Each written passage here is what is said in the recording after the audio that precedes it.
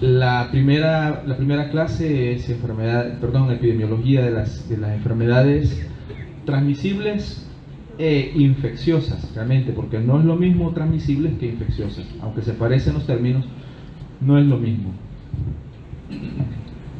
¿Qué es epidemiología? Es una ciencia. ¿Qué hace esa ciencia? Literalmente estudia los eventos de salud. Antes se decía epidemiología es la ciencia que estudia las enfermedades, pero realmente uno sabe, o ahora se conoce, que los procesos o el proceso de salud realmente es un momento en donde uno sabe que está sano, pero que existe una frontera tan delgada que cuando empiezan a aparecer las manifestaciones ya uno tiene algún tiempo de estar llevando o pasando por esa enfermedad. Por lo tanto, lo que se dice es los eventos de salud, y estos eventos de salud implican la salud y la enfermedad.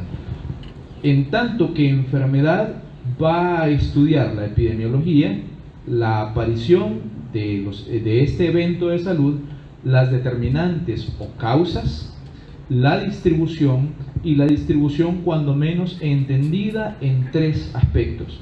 Y cuando se les describa cada una de las enfermedades, se va a describir en estos 3 aspectos la parte epidemiológica. Número 1, en qué población es más frecuente.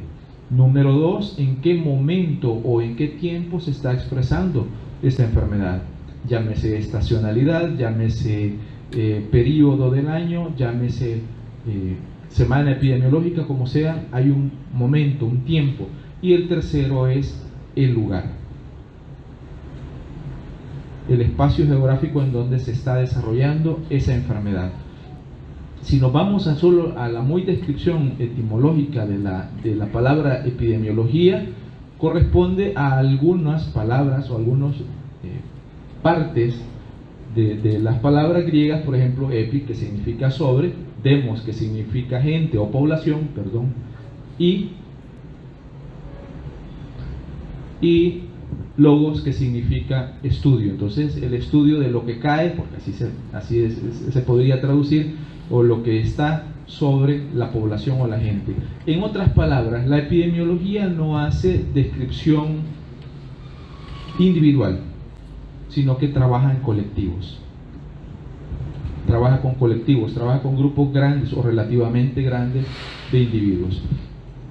Vamos a ir paso a paso. Primero vamos a ver algunos términos, y los primeros que vamos a ver son aquellos que tienen que ver con la enfermedad. Y luego vamos a describir los tipos de enfermedad, y luego vamos a seguir caminando a otros términos, porque esencialmente la clase de este día es de términos y más términos. Y si ustedes tienen dudas, por favor levanten la mano y voy a intentar darle solución a esas dudas. Ojalá y no los aburra, eso espero. Bien, para que se llegue a dar la enfermedad, el primer fenómeno que tiene que suceder es la colonización, es decir, el establecimiento de un microorganismo sobre la superficie corporal, llámese piel o mucosas de un individuo. Y este establecimiento sobre esas superficies corporales implica la posterior multiplicación. Primero se aloja, se deposita sobre él y luego se multiplica. Pero esta multiplicación tiene como característica que, número 1, no causa daño en el individuo. Y número 2, el individuo no responde inmunológicamente a esa presencia de ese organismo o de ese microorganismo. Eso es colonización. Se deposita en una superficie, piel o mucosas, se multiplica, pero no le causa daño ni tiene una respuesta agresiva del sistema inmunológico de ese individuo. ¿Vamos bien? Eso concuerda con lo que vimos en la última parte del ciclo pasado. ¿Cuál fue? Flora microbiana normal. ¿Se acuerdan de eso? Sí. Si este microorganismo ya pasa las barreras fisiológicas normales y por lo tanto hay una respuesta también inmune, una respuesta del hospedero buscando defenderse, entonces ya esa no es una colonización, sino que pasa a ser una infección. Entonces, agregándole algunos elementos, la infección es un producto de una relación de parasitismo. ¿Por qué? Porque uno de los individuos alberga y permite que se desarrolle el otro, pero el otro individuo participante en la relación se multiplica, vive a expensas de él y le causa daño. Eso es una relación de parasitismo. A más de eso, en este proceso, los organismos ya no son conocidos como comensales o como miembros de la flora microbiana normal, sino que son conocidos como patógenos, es decir, organismos que causan enfermedad. Podrían ser patógenos estrictos, aquellos que siempre que están presentes causan enfermedad, o podrían ser oportunistas, quiere decir aquellos organismos que bajo ciertas condiciones pueden causar enfermedad, saliendo de su ambiente natural, o que el individuo que los alberga, el hospedero que los alberga, sufre alguna condición, por ejemplo un deterioro inmunológico que permita su desarrollo. Luego entonces ellos, para causar infección, primero tienen que colonizar, lo que les decía, es un requisito haber colonizado, pero no se quedan en la colonización, sino que avanzan al siguiente estadio, en donde vencen las barreras de defensa y hay una respuesta inmunológica del hospedero. Diferencia entre colonización e infección.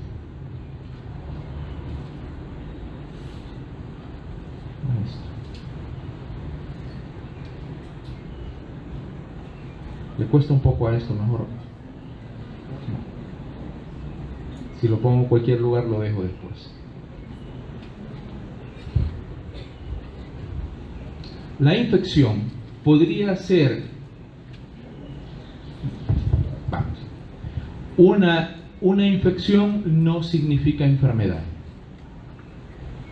Puede haber una infección, no necesariamente enfermedad. ¿Por qué? Porque una enfermedad implica la aparición de manifestaciones, lo que nosotros conocemos como signos y síntomas. Entonces, cuando la infección no está acompañada de manifestaciones, es una infección subclínica o asintomática. Hay muchos casos en donde hay infección, es decir, está presente el microorganismo, se puede estar multiplicando, es un patógeno, pero no hay manifestaciones. Un ejemplo de ello, la tuberculosis, la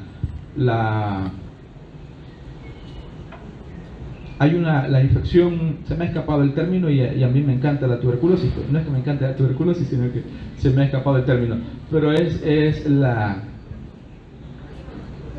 No, el sintomático respiratorio es quien sí tiene las manifestaciones. Se llama infección latente por tuberculosis, ILTB, así se llama, es infección latente por tuberculosis. Entonces la infección latente por tuberculosis implica una infección, implica que el microorganismo es un patógeno y está presente, se está multiplicando, pero no hay manifestaciones. Por lo tanto es una infección latente, es decir, ahí está, pero no está causando manifestaciones, es subclínica o asintomática. Cuando aparecen signos y síntomas, entonces esa infección se convierte en una enfermedad. Entonces, en el amplio o en el término más amplio de enfermedad, es una discapacidad del estado normal del individuo y que implica expresión clínica, es decir, hay manifestaciones, hay signos y o síntomas, y de ello vamos a hablar un poco más adelante, que puede ser en todo el organismo o en algunas partes de este organismo. Y lo que se decía con la inflamación, ¿verdad? Hay pérdida de función, que puede ser local o que puede ser sistémica también.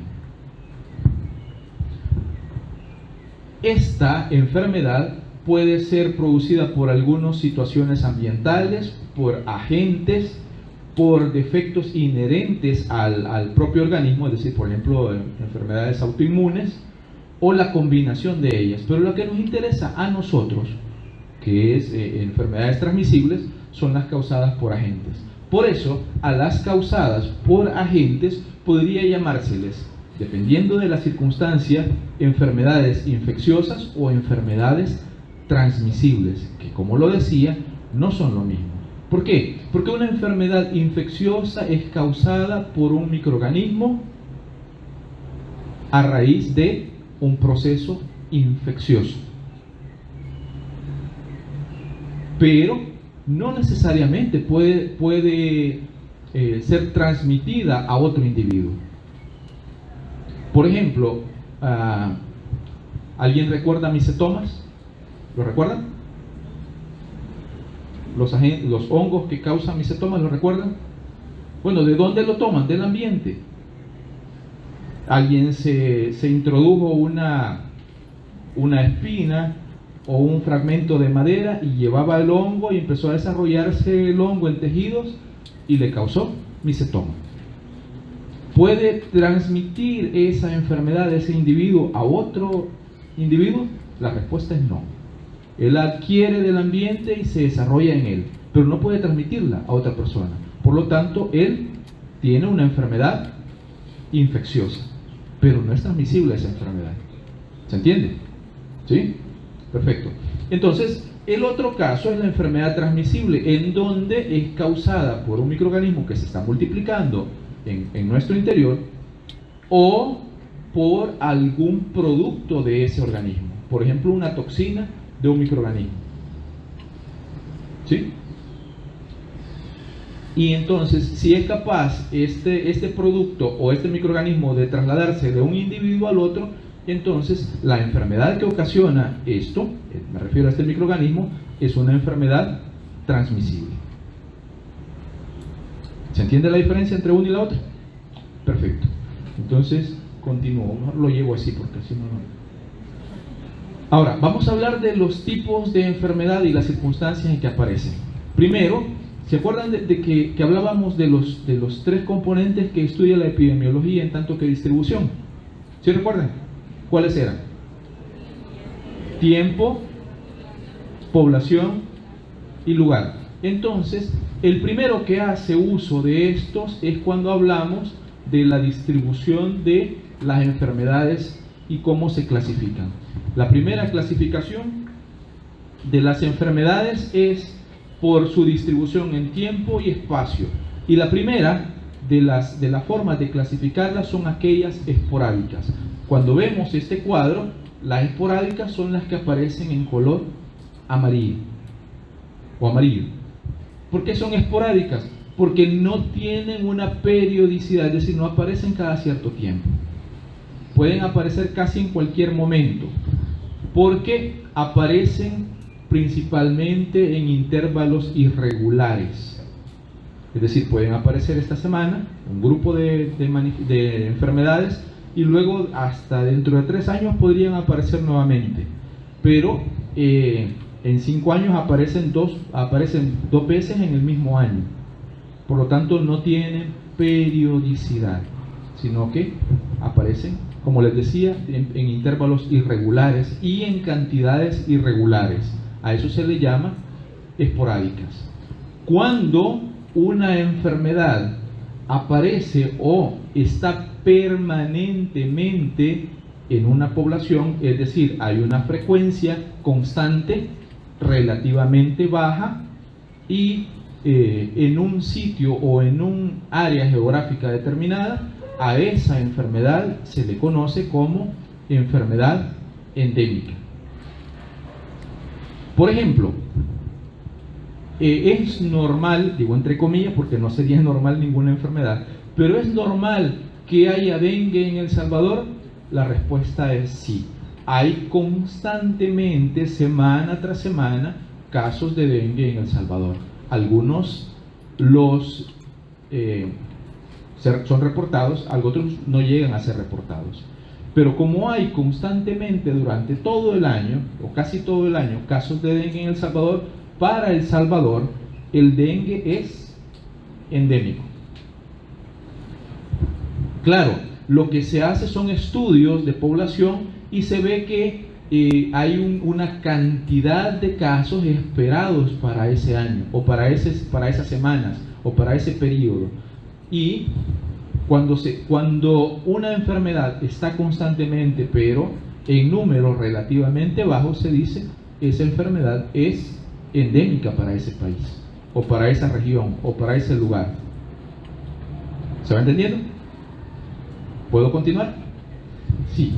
Entonces, enfermedad esporádica, enfermedad endémica. ¿Cuándo? Decimos. Sí la voy a pasar. Respecto de eso, bueno, compañeros, tenemos diferentes opciones. Para mí, ¿qué sí deben hacer ustedes? Atención y tomar nota. Porque un cerebro muy brillante pueden tener todos ustedes, pero ese cerebro brillante puede ser disperso y estar concentrado en muchas cosas al mismo tiempo. Entonces, si no toman nota, lo que va a suceder es que 5 minutos después ya se olvidó todo. No tienen que copiarlo todo, ni siquiera tienen que intentar seguirme con todo lo que yo digo, pero sí tomar nota, que es diferente. Es decir, aquello que les parece importante lo escriben. Lo peligroso es que sientan que nada es importante, entonces sí, porque no van a escribir nada, pero no, deben tomar nota, deben acostumbrarse a tomar nota. Tomar nota no significa copiar la diapositiva, porque esa puedo pasarla. Yo definitivamente hablo un poco o mucho más de lo que aparece en la diapositiva, pero no es eso lo importante. No quiero que solo copien diapositivas, porque insisto, se les puede pasar. No todos lo vamos a hacer, pero algunos sí lo harán. Pero las preguntas no van a venir solo de ahí, sino de lo que se dice. Entonces, no copien todo lo que digo, sino que busquen extraer aquello que parece más importante, más interesante. ¿De acuerdo? O cuando menos la esencia de lo que se dice. Entonces, hay otros dos términos que son muy parecidos, pero no iguales, y que a veces se confunden. Uno es brote y otro es epidemia o enfermedad epidémica. ¿Qué es el brote? Es un aumento inusual de los casos en un lugar, en una población determinada. Todos estos casos suelen estar relacionados epidemiológicamente. Por ejemplo, vamos a poner un caso. Ustedes fueron a la comunitaria el domingo. Uno de sus compañeros compró un pastel y lo compró el viernes. Lo llevó el domingo, hicieron una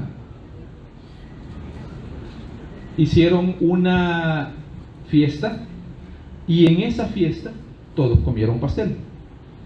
En la noche todos tenían diarrea y vómitos. Entonces, claro, unos eran de Cojutepeque, otros eran de Santa Tecla, otros eran de Quesaltepeque, y fueron a pasar consulta a diferentes lugares. Y la pregunta clásica es: ¿qué comió? Y usted empieza a hacer memoria de lo que comió. Pastel. Entonces, y allá pastel, y en la otra unidad de salud pastel, y en la otra unidad de salud, bueno, ¿y a dónde se lo comió? En el mismo lugar todos. Esos casos, todos esos casos están relacionados epidemiológicamente. Entonces, esa es una intoxicación alimentaria que tiene una relación común. Por lo tanto, ese podría considerarse un brote, es un aumento inusual de los casos que están relacionados epidemiológicamente. ¿Se entiende? Muy bien. Y que aparecen súbitamente, que el domingo entre 6 y 8 de la noche todos tenían diarrea y vómitos. Antes no la tenían, aparece súbitamente.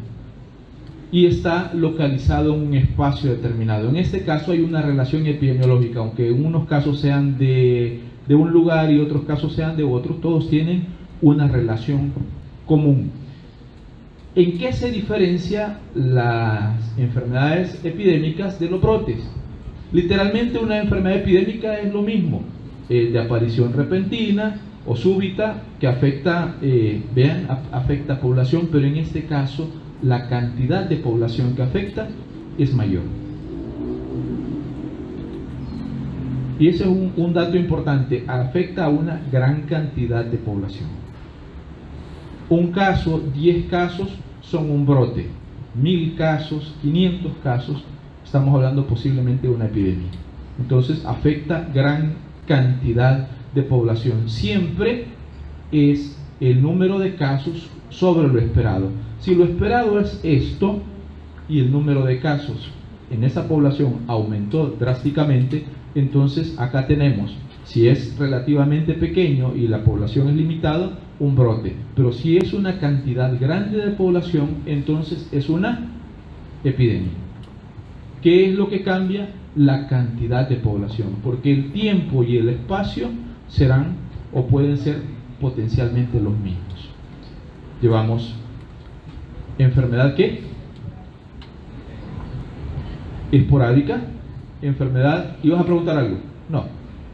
Enfermedad endémica, brote, epidémica o epidemia. ¿Qué nos queda? A ver quién hace un poquito de memoria. Exactamente, pandemia. Pandemia. Pandemia, si quieren la traducción más literal de pandemia sería una epidemia generalizada. ¿Sí?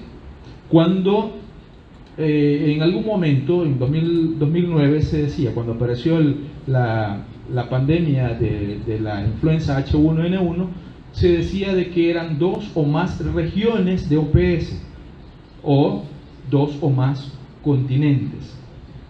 Entonces ya es un número superior al esperado en gran cantidad de población, pero esta gran cantidad de población implica amplias áreas geográficas, es decir, 2 o más continentes o 2 o más regiones de la consideradas regiones de la Organización Mundial de la Salud, como por ejemplo Norteamérica y Sudamérica, el sudeste asiático, África, Europa, etc.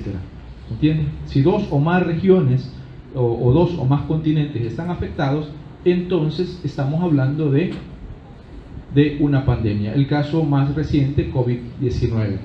Entonces aquí tienen más o menos una gráfica de cómo se distribuía.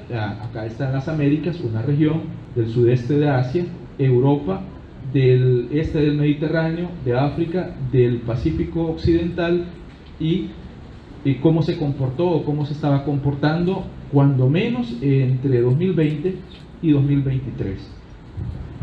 Eso es una pandemia. Es decir, lo único que cambia en relación a epidemia es que el número de casos ya se distribuyen en una gran cantidad de población. Entiéndase, gran cantidad de población como 2 o más continentes.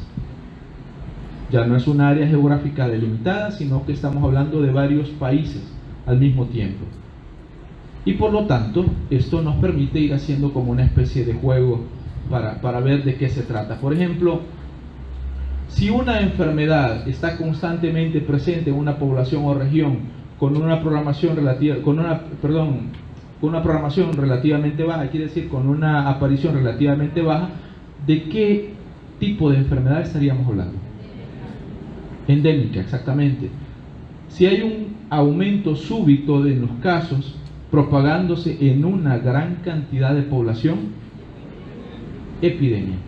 Y si es un aumento súbito de los casos en varios países o continentes o en todo el mundo, es pandemia. Si hay un contagio masivo de una enfermedad en un continente o en todo el mundo, ¿qué es? Pandemia. Si hay un aumento súbito de casos que se propagan en un área geográfica concreta, vean, se propagan aumento súbito de los casos. Exactamente. ¿Qué le faltaría para hacer epidemia? Que sea una gran cantidad de población la afectada. Enfermedad que está presente de forma constante en una población con una programación relativamente baja es endemia. ¿Se entiende? Perfecto.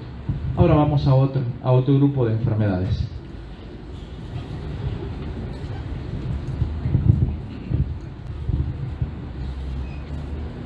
Las enfermedades podrían también considerarse de acuerdo a si son nuevas, son de reciente introducción en la humanidad o en un lugar específico, o si habían dejado de estar presentes y han vuelto a aparecer.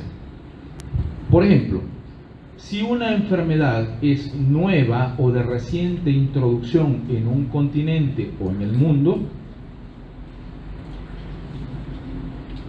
cuando menos en los últimos 25 años no aparecía, o se da por cambios o evolución de la gente que antes no producía una enfermedad y ahora sí lo produce, o porque el individuo o los humanos nos inmersamos, nos introducimos en regiones en donde antes no estábamos y permitimos la salida de microorganismos o de animales que antes no estaban conviviendo con nosotros.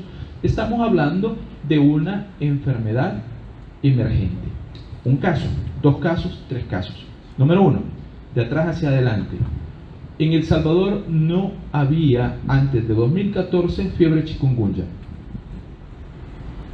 A partir de 2014 empezaron a surgir casos y se diseminó grandemente en El Salvador. Para El Salvador, chikungunya es una enfermedad emergente. Antes de 2015, El Salvador no tenía fiebre zika. Después de 2015, El Salvador empezó a sufrir, la población salvadoreña, sufrir fiebre zika. Por lo tanto, para El Salvador, la fiebre zika es una enfermedad emergente. ¿Por qué? Porque es nueva o de reciente introducción en nuestro ambiente, en nuestro lugar. Tercero, COVID-19 para el mundo entero es una enfermedad emergente, porque antes no había COVID-19. Hasta 2019, noviembre del 2019, surgieron los primeros casos y se distribuyeron a nivel mundial. Y llegó para quedarse. COVID-19 a nivel mundial, además de ser una enfermedad pandémica por su distribución, por su introducción, por lo nueva que es y representa para la humanidad, es una enfermedad emergente.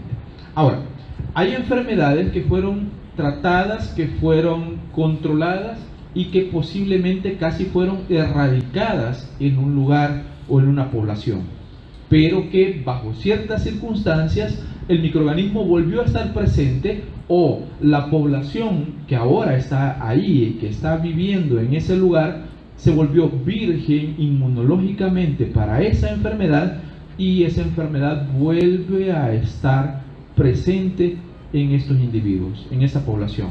El ejemplo que todavía no se ha dado, y espero que no se dé, es la malaria o el paludismo. Para El Salvador, malaria o paludismo está a punto de ser erradicada en cuanto a la transmisión autóctona, es decir, aquí en El Salvador no hay transmisión de casos propios salvadoreños de malaria o paludismo. Si volvieran a haber casos en donde se transmite de un individuo al otro, claro, hay un mosquito que se encarga de la transmisión entre un individuo y el otro, pero si volvieran a haber casos autóctonos en El Salvador, la malaria para El Salvador sería una enfermedad reemergente. Algunas enfermedades tienen una periodicidad relativamente larga, como por ejemplo fiebre chikungunya podría ser o podría desarrollarse a veces hasta cada 30 años, episodios de fiebre chikungunya. Y si en El Salvador dejasen de haber casos de fiebre chikungunya por 10, 15, 20 años y luego aparecen nuevamente casos de fiebre chikungunya, en esas condiciones fiebre chikungunya sería una enfermedad reemergente. ¿Se está entendiendo lo que quiero decir? Emergente y reemergentes. ¿Sí? Miren, no quiero ser ave de mal agüero, pero no solo los asiáticos tienen problemas con los animales. Nosotros nos hartamos casi cualquier cosa.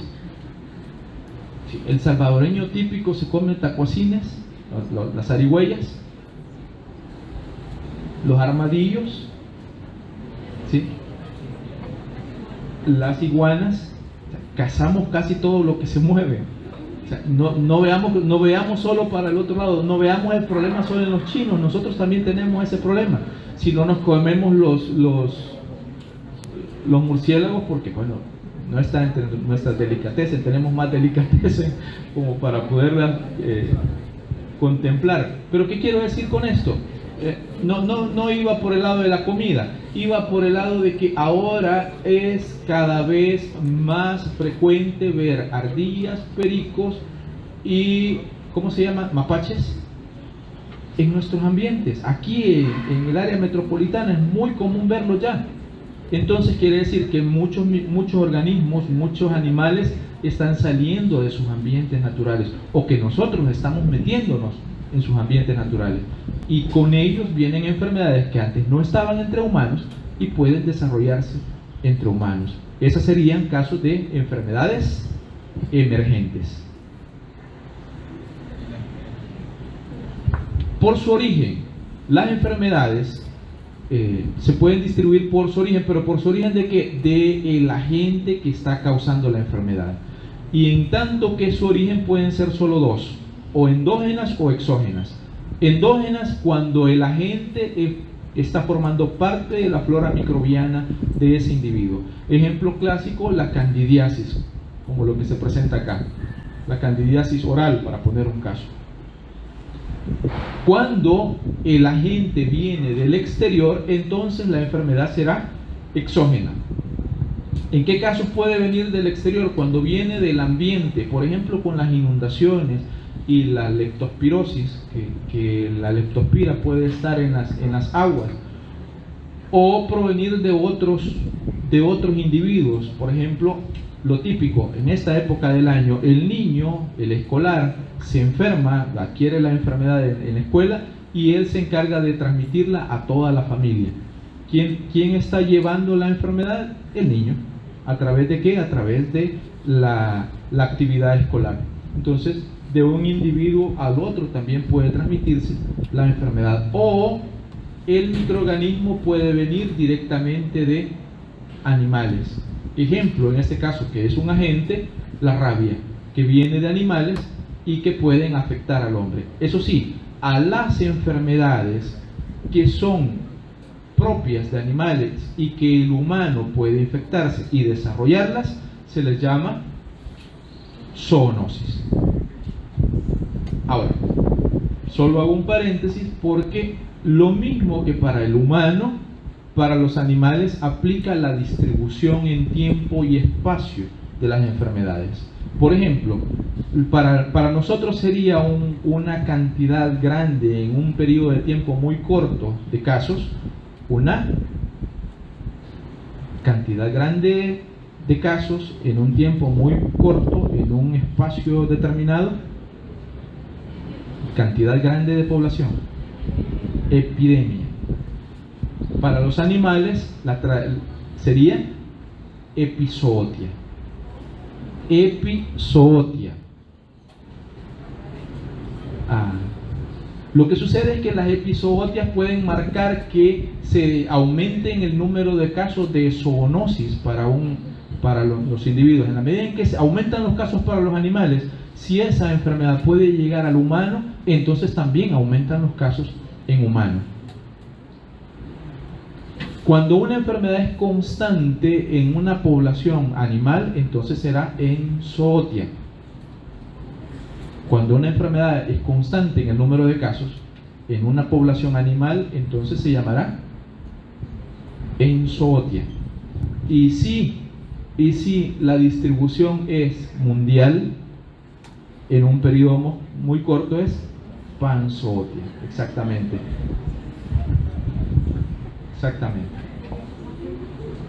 Muy bien, por el tiempo de evolución, esto lo van a oír muy constantemente. Diga, panzootia, cuando la distribución es mundial en un periodo muy corto, es decir, es el equivalente de pandemia para el humano. Enzootia es el equivalente a endemia para el humano. Enzootia, T-I-A, enzootia, panzootia, etc. Por el tiempo de evolución, las enfermedades literalmente pueden ser tres: agudas, es decir, periodos muy cortos que pueden ser de horas a días, hasta semanas. ¿Y a qué se refiere con agudas? A que la evolución de la enfermedad a resolver por cualquiera de las formas, es decir, el inicio, el desarrollo y la finalización de la enfermedad, es en un periodo relativamente corto, que puede ser de horas, días o semanas. La resolución de esa enfermedad podría ser o la curación de la persona o la muerte de la persona. Por eso les ponía, por ejemplo, leve la enfermedad por el virus ébola o la gastroenteritis virales. Son agudas, es decir, son días de evolución que pueden concluir o finalizar con la muerte de la persona o con la recuperación de la persona.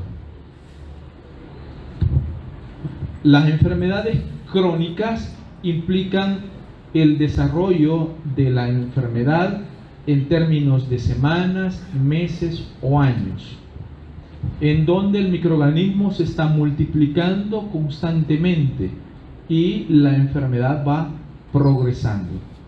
No hay curación, no hay finalización de la misma, sino que hay una progresión relativamente lenta de la enfermedad. Hay una multiplicación constante del microorganismo hasta una resolución que podría ser la curación o la muerte. Semanas, meses o años.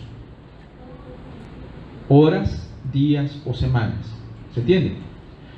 Cuando se refiere a enfermedades lentas, es por defectos propios del agente, la multiplicación no es tan eficiente. Puede ser relativamente lenta e ir avanzando progresivamente.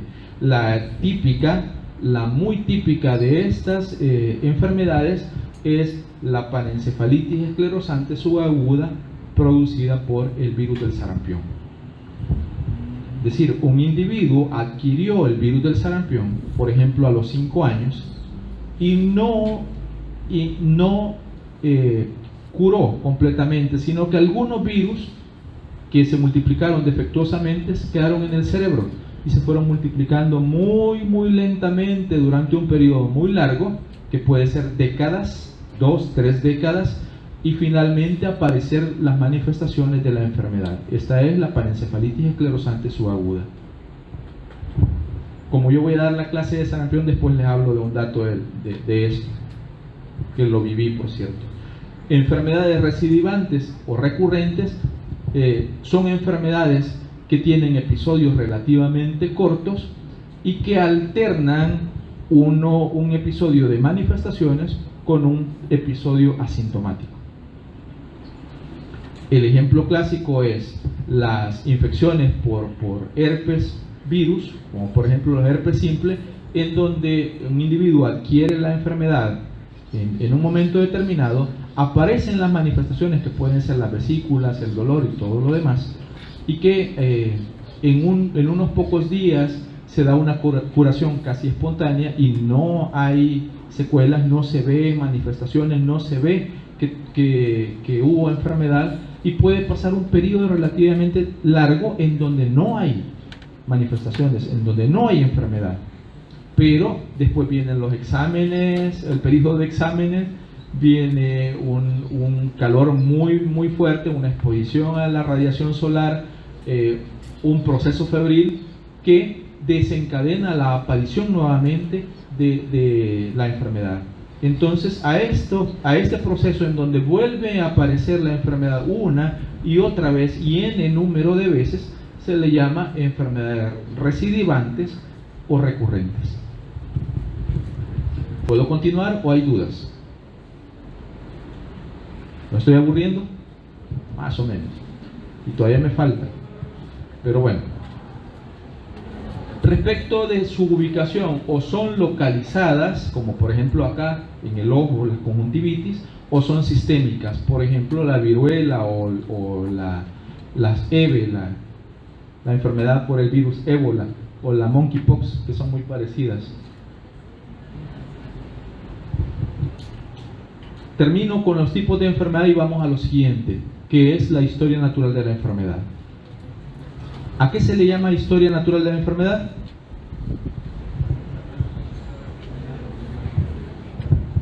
al desarrollo completo de la enfermedad del inicio hasta el fin. Un detalle falta. ¿Cuál crees que es el que falta? Solo uno, para terminar eso. Exactamente, no hay intervención médica. Por eso se llama historia natural de la enfermedad. ¿Por qué? Porque es todo el proceso que sigue la enfermedad sin intervención humana o sin intervención médica. ¿Está bien? Perfecto. Y por eso cuando se les hable de la historia natural de la enfermedad, de cualquiera de las enfermedades, se va a narrar toda la serie de eventos que se van a ir desarrollando desde el inicio hasta la finalización del proceso, que podría ser la curación o la muerte del individuo. En ese sentido, cuando se habla de la historia natural de la enfermedad, habrá manifestaciones. Si es una enfermedad, presenta manifestaciones. Las manifestaciones suelen ser dos: signos y síntomas. Ojo, ahora están viendo un término, otro término, otro término. Este es un glosario literalmente. Entonces, tómenlo para sí, estudienlo, porque les va a servir para el resto de las clases. Signo son manifestaciones que se pueden medir, ver o constatar, demostrar. Síntoma son manifestaciones que no son demostrables, medibles ni evaluables. Son sensaciones que usted no puede ver, que no puede medir. Puede creer por fe, pero nada más. Me duele el estómago, bueno, el abdomen sería. ¿Se puede demostrar el dolor? No se puede demostrar. ¿Tiene cefalea? ¿Le duele la cabeza? ¿Se puede demostrar la cefalea? No. ¿Tiene fiebre? Ya no temperatura. Temperatura todos tenemos, aunque estemos muertos. ¿Tiene fiebre? ¿Se puede demostrar la fiebre? Sí, usa un termómetro y la puede medir. Por lo tanto, la fiebre es un signo y la cefalea es un síntoma. Entonces, creo que por aquí lo tengo. ¿A dónde está? Ahí está. Ah, pero después lo veo.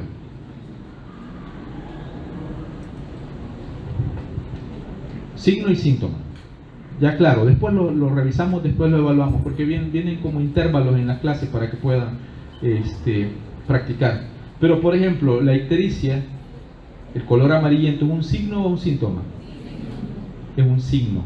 Usted puede verlo, puede demostrar que alguien está ictérico. La fiebre, ¿es un signo o síntoma?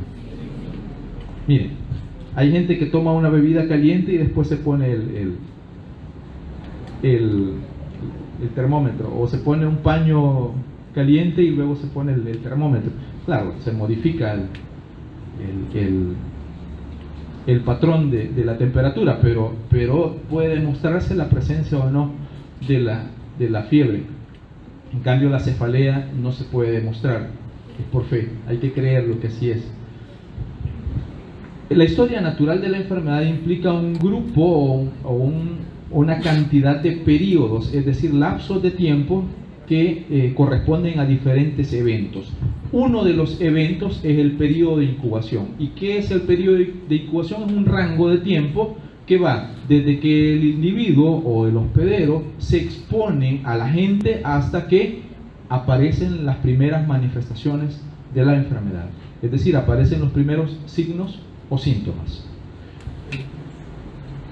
¿De qué depende esto? Depende de muchos factores, pero algunos de los factores más importantes para que el periodo de incubación sea más corto o más largo, a esto se refiere de qué depende, y que sea más corto o más largo es de la puerta de entrada del microorganismo, es decir, por dónde entró el microorganismo,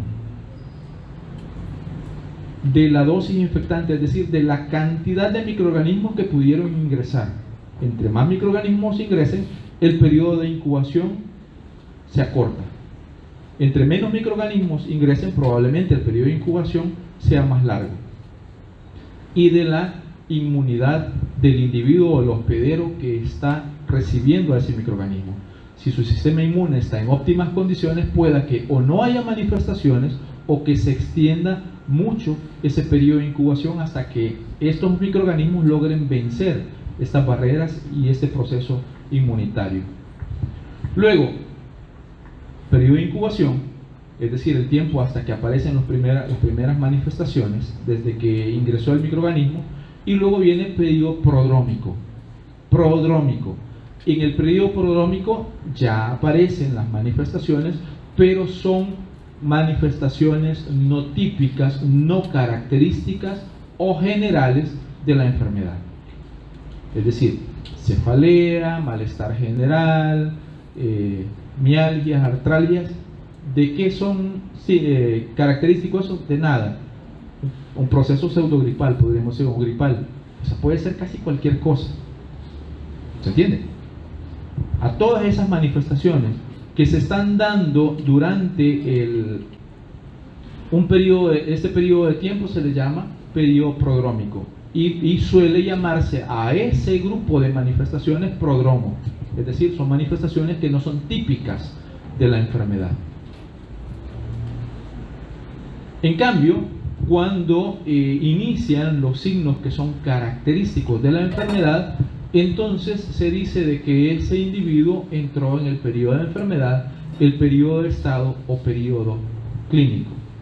Deja o va dejando o puedes mantenerlas aquellas manifestaciones inespecíficas, pero van apareciendo las manifestaciones típicas de la enfermedad.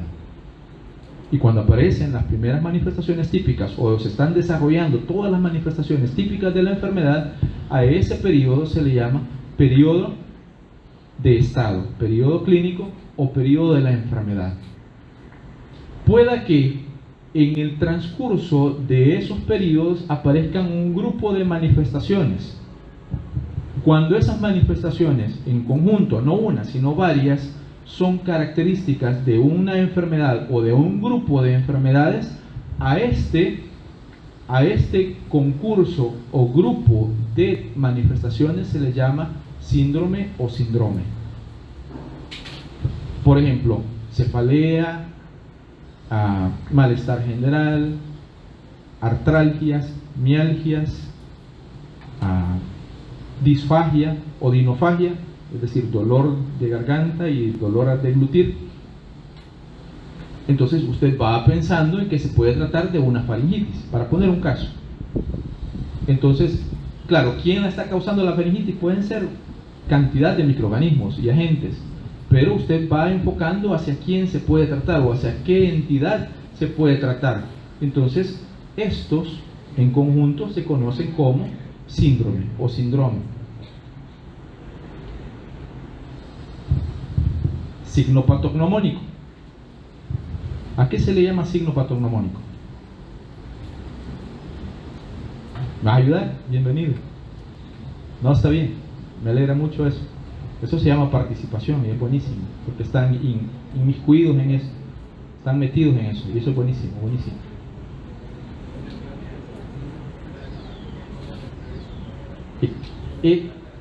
Es un signo que por él mismo identifica una enfermedad. No quiere decir que es el único que aparece. Pueden aparecer varios signos al mismo tiempo, pero cuando aparece él, cuando está él caracteriza a la enfermedad. Es decir, si ustedes lo identifican sin necesidad de ver los otros que están concordando en ese momento, ustedes dicen, es esta enfermedad. Por ejemplo, si se ve a nivel de los premorales superiores en la mucosa, en los carrillos, entonces estas manchas son las manchas de Koplik. Ustedes dicen, esa es sarampión, y ese es signo patognomónico de sarampión. Aunque hayan otras manifestaciones, aunque no hayan otras manifestaciones, si se ve, ese signo por él mismo identifica la enfermedad. O por ejemplo, si manchas de Koplik, si ustedes, bueno, esto es en patología, pero si el patólogo identifica cuerpos de Negri en una biopsia que ustedes envían y le dice tiene cuerpos de Negri, entonces ustedes dan paso para atrás y dice el paciente tiene rabia, ¿cierto? Los cuerpos de Negri identifican la presencia de rabia en el paciente o en el animal, en cualquiera de los casos. Entonces, eso es un signo patognomónico, porque pueden haber muchos más signos y síntomas, pero ese está marcando la presencia de la enfermedad. ¿De acuerdo? Muy pocas enfermedades tienen un signo patognomónico. La mayoría son síndromes que ustedes tienen que prácticamente jugar y hacer una diferenciación de la enfermedad.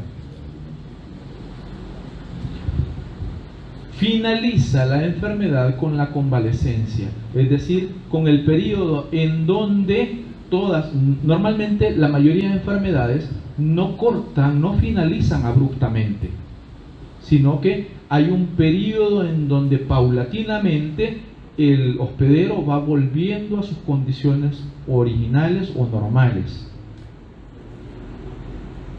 A ese periodo en donde ya el microorganismo y la enfermedad está cediendo y está volviendo paulatinamente a sus condiciones normales, se le llama convalecencia.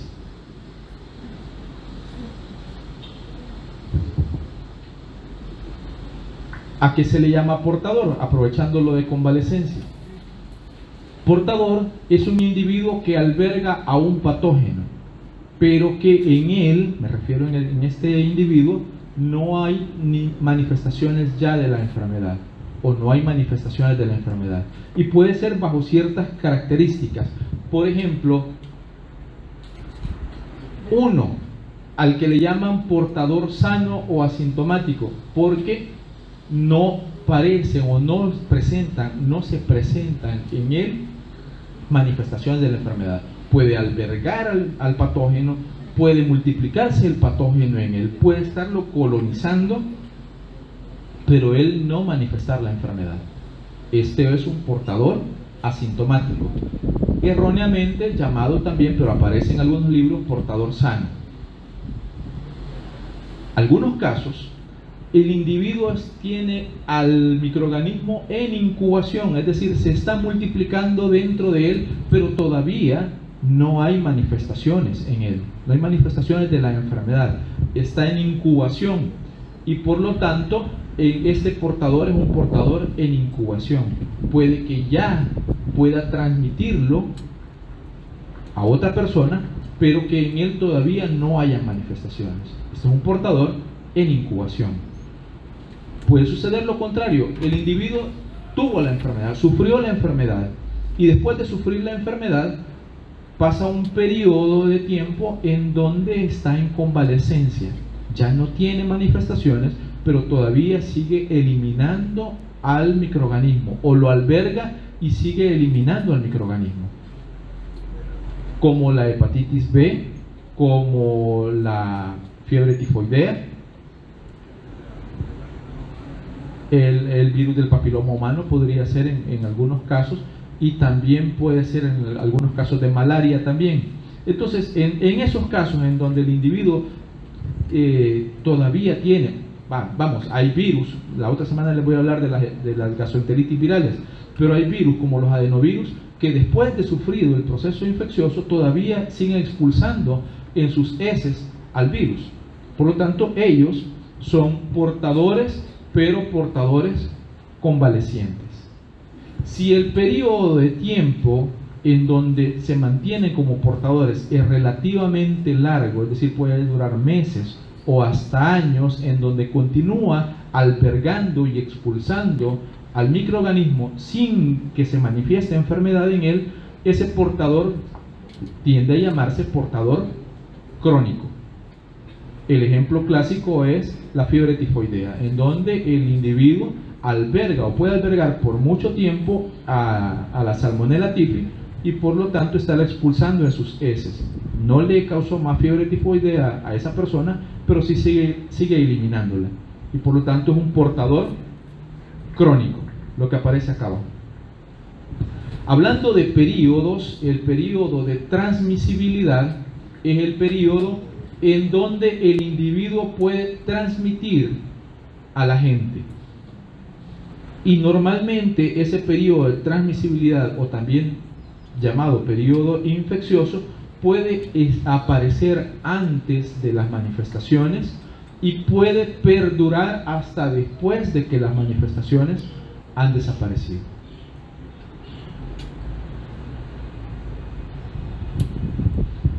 Otro periodo importante es el periodo de latencia, que a veces se confunde con el periodo de incubación, pero no son lo mismo, porque el periodo de latencia implica la posibilidad de detección del microorganismo o del agente. Normalmente el microorganismo o el agente puede ser detectado, normalmente digo, antes de la aparición de signos y síntomas. Pero en algunos casos el agente es detectado justo con la aparición de los signos y síntomas. En ese caso, el periodo de latencia es igual al periodo de incubación.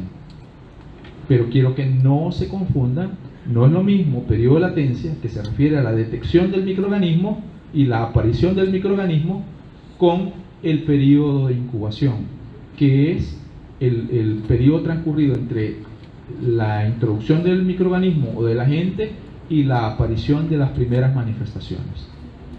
¿Me estoy dando a entender? ¿Sí? Sí. Ok. Ahora sí. Dolor abdominal, signo o síntoma.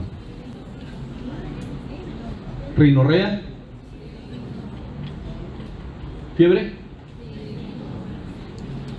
Las placas mucosas a nivel de la faringe.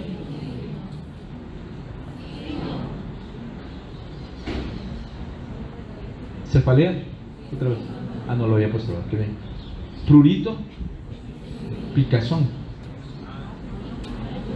Es un síntoma. Si alguien puede decir que le está picando y solo ser una sensación, a veces ni siquiera ser real. La ictericia. Ya. Ahora sí podemos ver algo diferente, ¿verdad? Con esta vamos casi terminando, y casi terminando significa que me faltan como 15 diapositivas. No crean que tampoco ¿están aburridos? Sí. ¿Puede saltar un ratito para que se le pase? Vaya, nada. Vamos a lo siguiente. Cadena epidemiológica de las enfermedades infecciosas. La cadena epidemiológica se llama cadena epidemiológica porque se consideran o se plantea como que una enfermedad, para que se desarrolle, implica la unión o la concatenación de distintos actores, que en la cadena serían eslabones, que la ruptura o la intervención en uno de esos factores podría romper con la transmisión del microorganismo y por lo tanto con la prevención o el control del microorganismo o de la enfermedad que ocasiona el microorganismo. Así, los 6 eslabones que se consideran dentro de la cadena epidemiológica están el agente, la fuente y o reservorio, la puerta de entrada del agente al hospedero susceptible, la transmisión, que implica la vía y el modo de transmisión, el hospedero susceptible y la puerta de salida del microorganismo del individuo enfermo hacia un hospedero susceptible. 6 eslabones, y de esos 6 eslabones, en algunos más y en otros menos, hablaremos a continuación. ¿Puedo avanzar? Por ejemplo, del que voy a hablar menos, porque la transmisible 1 se encargó de hablar mucho sobre él, es del agente. El agente puede ser microorganismo o virus o proteína, en el caso de los priones, que es quien causa la enfermedad transmisible o enfermedad infecciosa. Entonces, aquí podríamos ver el tipo de agente, que puede ser una bacteria, un parásito, un hongo, un virus, un prión, para poner algunos ejemplos de ellos, de los que podrían causar enfermedad. Y estoy hablando de enfermedades infecciosas, que quede claro, por eso otro tipo de agentes no se mencionan acá. Aquí se habla de la dosis infectante. Vean, mucho de lo que se habla en las clases tendrá que ver con la cadena epidemiológica, es decir, el agente, el mecanismo de transmisión, la patogenia, es decir, cómo causa enfermedad, las manifestaciones y todo lo que tiene que ver con la enfermedad. En la mayoría de los casos se habla de una dosis infectante, es decir, la cantidad, cuando menos, es una traducción, la cantidad mínima de microorganismos que son capaces de causar una infección. Y en la mayoría de los casos vamos a ver que estos agentes o microorganismos tienen uno o más factores que les permiten causar enfermedad. Son los factores de patogenia, o que los hacen mucho más agresivos contra el hospedero susceptible. En este caso, lo que les da esa capacidad ya no se conoce como factor de patogenia, sino factor de virulencia. El segundo es el reservorio y después la fuente, que va a la par y que en algunas veces podría confundirse. ¿Qué es un reservorio? Ojo, para aquellos que llevan las cosas muy a detalle, un hospedero es un organismo vivo en el que un microorganismo se desarrolla, habita y se multiplica. Un reservorio, ya para hacer diferencia con hospedero, un reservorio es un sitio o localización que es natural para ese organismo, pero que puede ser un animal, que puede ser un humano o que puede ser el ambiente. Y si fuese una situación ambiental, no es un ser vivo.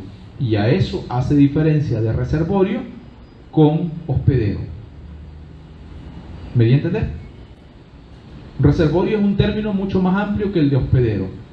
Es cierto, ese es el ambiente natural en el que se desarrolla ese organismo. En él se multiplica, él le brinda protección, en él se desarrolla. Y por eso dice acá, puede ser animado o inanimado.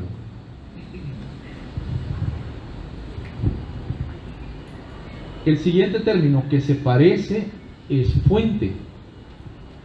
Y literalmente podría ser la fuente casi lo mismo que reservorio, pero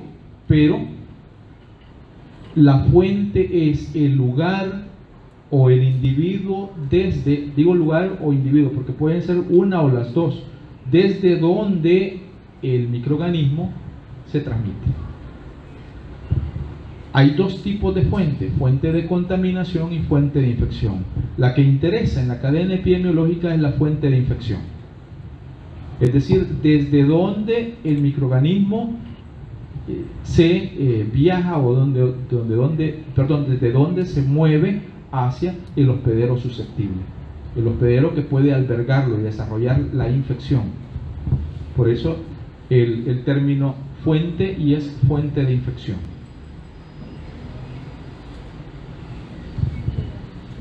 Tercero es la transmisión.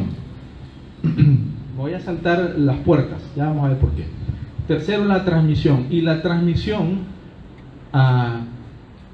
puede ser de dos tipos.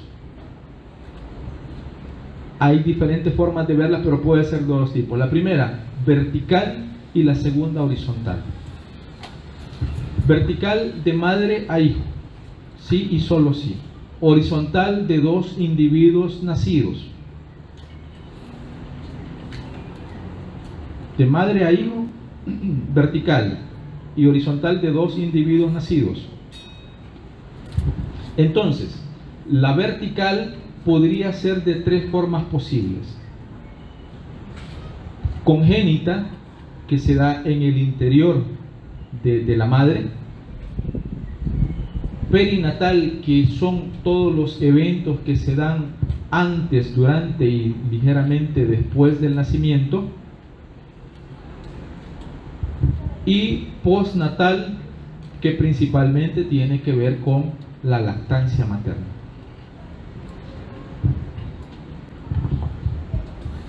Si un organismo, por ejemplo, un agente, el virus de la hepatitis B, lo tiene la madre, a través de la placenta pasa a su producto, a su hijo, entonces estamos hablando de una transmisión vertical congénita. Si la madre tenía en el canal del parto el virus del papiloma humano, o tenía Neisseria gonorrea, o tenía Treponema pallidum, y el niño pasa a través del canal del parto, bueno, pues tenía lesiones, me refiero al Treponema pallidum, por ejemplo, un chancro sifilítico, entonces el niño pasa adquiriendo durante el nacimiento al microorganismo o al agente. En este caso es una transmisión perinatal, porque se está dando en el evento durante el nacimiento. Pero si la madre, por ejemplo, tenía una infección por VIH y amamanta a su hijo y a través de la leche materna el lactante adquiere el virus, entonces es postnatal. ¿Se entiende? Ok, entonces todos estos eventos son verticales. En cambio, los horizontales pueden ser de dos tipos: directo e indirectos. Mecanismos directos e indirectos. De hecho, si quisiéramos ser muy juiciosos y limitar las cosas a como corresponden, por eso escribo acá, la vertical es una forma directa de transmisión. ¿Se entiende? ¿Sí? ¿Por qué? Porque en el caso del directo, que viene a continuación, ya lo voy a ver. En el caso del directo, tiene que haber contacto entre un individuo y el otro. Este puede ser contacto con las lesiones, con las mucosas, entre dos individuos, aunque sean de diferente especie.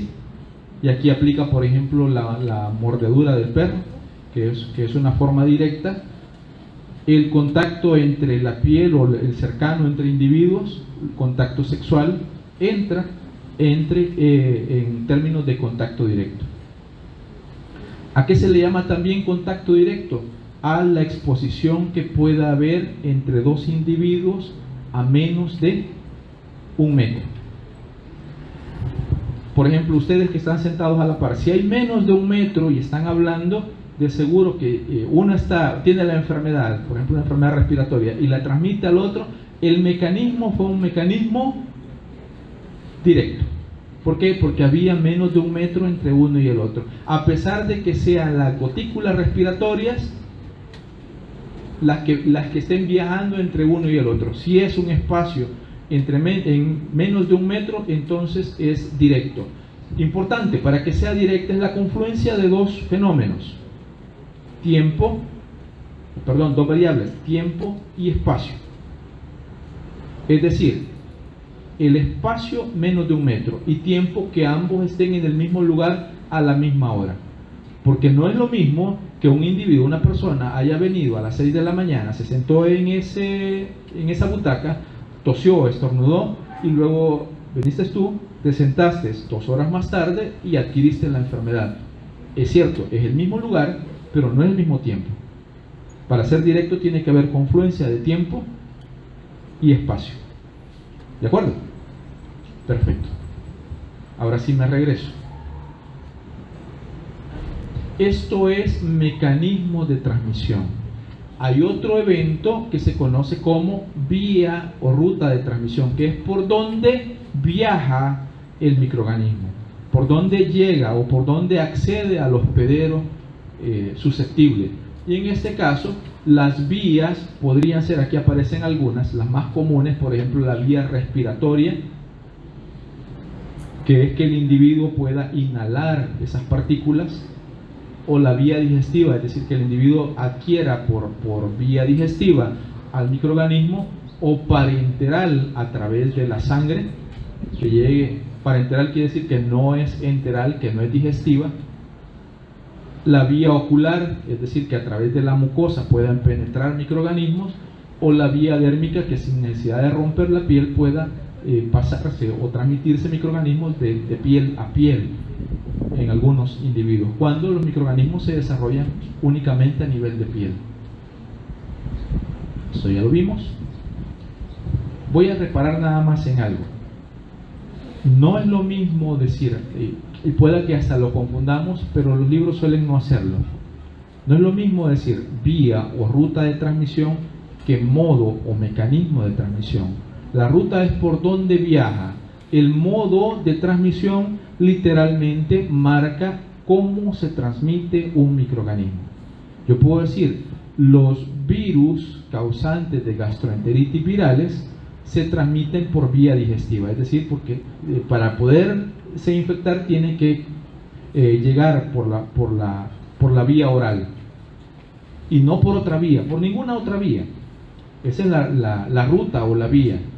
Es decir, para llegar a Santa Ana tengo que irme por la carretera panamericana, pero no puedo irme por el litoral que va hacia oriente, porque definitivamente, a menos que vaya a dar la vuelta al mundo, voy a llegar ahí, ¿cierto? Lo mismo pasa con esto, la ruta, por donde viaja el microorganismo. En cambio, el modo o mecanismo de transmisión es literalmente cómo se transmite el microorganismo. Implica una acción o un proceso. Así, por ejemplo, ingestión de las partículas virales. ¿Cuál es el proceso o la acción? Ingerir, ¿cierto? O la picadura de un mosquito. ¿Cuál es la acción? La picadura del mosquito.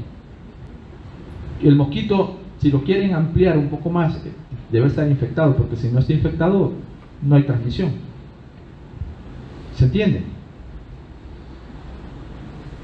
Para adquirir, el principal mecanismo para adquirir la tuberculosis es la inhalación del bacilo del Mycobacterium tuberculosis. Si no se inhala, no se adquiere. Eso es mecanismo. ¿Se está entendiendo? ¿Sí? Vamos. Ahora hay mecanismos indirectos. Ya hablé de los directos, ahora hablo de los indirectos. Los mecanismos indirectos implican tres grandes componentes. Uno, los vehículos. Dos, el aire. Y tres, los vectores. ¿Por qué no menciono los fomites? Ya vamos a ver por qué. Los vehículos son objetos inanimados que albergan temporalmente el microorganismo o el agente y que sirven para transportarlo a un hospedero susceptible. Cuando estos objetos inanimados son de uso cotidiano o uso común, ya reciben un nombre especial. Se les llama fomites. Son vehículos, sí, son un tipo especial de fomites, pero reciben de vehículos, son los fomites. Objetos inanimados que tienen como característica el uso cotidiano o común. Un lápiz, un lapicero, un peine, un cepillo de dientes, un cepillo los lentes, rasuradoras, gabachas, toallas, ropa interior, ropa en general, son fomites. Son fomites. Pero por ejemplo, el alimento, el agua, la sangre o algunas secreciones son vehículos. ¿De acuerdo? Antes, y lo digo porque ya no está contemplado así, el aire se consideraba un vehículo. Ahora el aire es en sí un mecanismo indirecto de transmisión de los agentes o de los microorganismos. Y no es algo que yo me lo invente, sino que ya OMS lo estipula así, lo establece así, lo saca de la línea en que antes se consideraba. Y lo último son los vectores. Y los vectores, esto ya lo vieron en la transmisible, uno solo se lo recuerdo. Los vectores son los vectores mecánicos, que solo albergan en su superficie corporal al microorganismo o al agente y no hay multiplicación dentro de él. Ni siquiera hay cambio de estadio dentro de él. En cambio, los vectores biológicos albergan al agente o microorganismo dentro de él, en él se multiplica y o sufre algún cambio en su interior. Ejemplos de uno, los mecánicos, las cucarachas, las moscas. Ejemplo del otro, los mosquitos y las garrapatas. ¿Tienen dudas, muchachos? Vamos a ver cómo estamos con el tiempo. Si no, de todos modos, a mí me toca el lunes. Puedo continuar lunes, ¿verdad? Ok, vayan, descansen, vayan en paz. Nos vemos el lunes si Dios quiere.